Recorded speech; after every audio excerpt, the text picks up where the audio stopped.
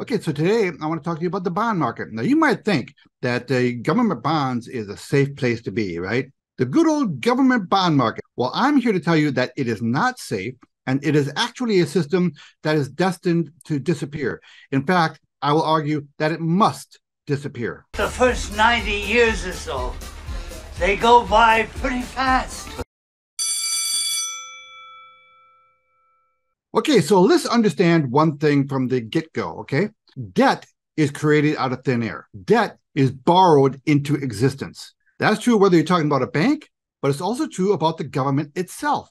Now, it is an unfun fact that only about 49% of our government expenditures every year are financed through taxes. You should have X amount of dollars rolling in by the end of this year. X amount. That's very good, isn't it? To cover our remaining expenditures, our government resorts to issuing more debt, and that makes this system untenable. Bonds are not safe. Let's take a look at a few charts to prove my point, and then we'll talk about it a little bit more thoroughly on the back end. Okay, so this is a yield chart of the U.S. 30-year bond, and you can see that it has bumped its head against that 4% level 1, 2, 3, now 4 times, and now it's looking to break through. We have that ascending triangle going, so we will be seeing higher interest rates. So interest rates are going to continue to go up, and this affects anybody with a mortgage, a car payment, anything that has interest rate attached to it. Our lives are going to get more expensive. Now, this is a chart of both the UK and the US 10-year government bond yield. The yellow line represents the US bond market, and the bar chart below it, that represents the UK bond market. And you can see up at the top here, UK is actually doing worse than the US. And for those of you who are technicians, let me draw a line here for you. Okay, see that little cup and handle we have going there? So again, yields are going to be going higher. Okay, so this is where I remind you that there is an inverse relationship between yields and principal. As the interest rate on a bond goes up, the value of the bond goes down. That little teeter-totter effect, that's very important for you to understand. As yields go up, the value of your bonds go down. So we just looked at how the yields are doing, how they're going up. So let's take a look at how the value of the underlying bonds have been doing. There you go. This is a chart of the 20-year Treasury bond ETF. We have all sorts of patterns here, right? We have a double top, we have a head and shoulders, and at the moment, we have a little congestion going on with a 1, 2, 3 triple top there going, and it's breaking down some more. So the value of U.S. Treasuries are going down. But of course they are, because the yields are going up. That's the way it works. So let's say that the value of bonds go to 8, 10, 20, 30, 40%. And you're thinking, oh my gosh, I'm getting a really nice return on your money. Well, no, don't buy those bonds. Because look what happened in Argentina. You might have bought their bonds when they're paying 40%, but then they went up to 80%, then 100%. And the more interest rates go up, the more the value of the bonds go down. Now listen, this is a game that the government is playing, and they're trying to make this last as long as possible.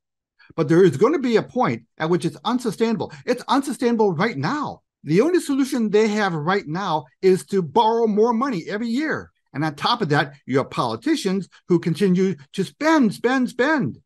They have no respect for money. But at this point, there is no going back. There's no saving our financial system. Our financial system is going to end. And that reset from our current financial system to whatever new one they are waiting for us is not going to be a pleasant one. It's going to be a very painful transition. The name of the game right now is preservation of capital. So number one, you have to get your money out of the bank. I mean, if you want to keep 1 or 2 months there for bill paying, I get it. I do the same.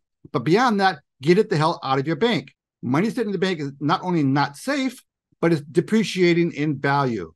But the real preservation of your capital is this, gold and silver. And it is the only actual method of preserving your capital that I can think of. Now, some people might say, well, how about real estate? Not for me, man. Real estate is going to have its own crisis in the midst of all this. Gold and silver has a 4,000 to 5,000 year history of preserving its value. Gold and silver is the only game in town for preserving your capital. Then beyond that, establish streams of passive recurring income. You have to find a way to keep up with and actually get ahead of inflation. These are serious times. Our politicians and the people in charge of our money, they're not looking out for you. They're playing a dangerous game, and their money printing efforts and their debt creation efforts is only going to make things worse in the end. Listen, this is one of the reasons why this war in Ukraine has to keep going on. This is a big money laundering operation. A lot of people are making a lot of money off of this war, and they're taking that money that's coming back to them, and they're buying hard assets. They're buying real estate, and I promise you, they're buying gold and silver. For the people who are really keeping this war going, it's a big wealth transfer event. That war isn't really about borders. It's about money. And with the pending collapse of our current monetary system, they're speeding things up. It's like that guy who's planning to abscond from his country, move to another country because he has a lot of debt. So he spends whatever he has left on his credit card, buys as much stuff as he can, then he probably buys the gold and silver, and then leaves the country with no intention of paying his debt back. That's what's going on here. In the end, our governments have no intention of paying off our debt. They're not even going to try because it is literally impossible. They cannot maintain these debt levels. That's my little report for the day. If you don't mind, give me a like, subscribe, and leave a comment. Ed Anderson, live from Minnesota, signing out. Copy that.